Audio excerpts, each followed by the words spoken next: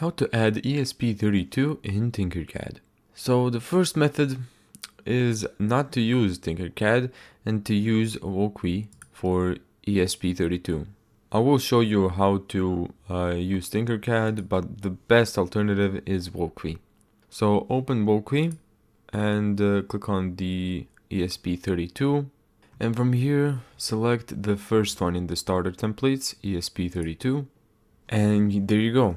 Now let's run this simulation, and there you go. As you can see, the light is blinking and you're using ESP32. But if you really want to use Tinkercad, you're gonna go to the circuits, so create our first circuit design, and now we need to add a breadboard.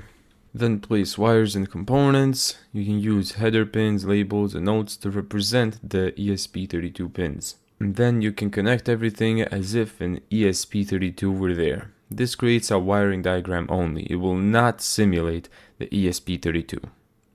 Thank you so much for watching this video.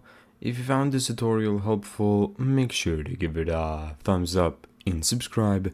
And as always, see you in the next video.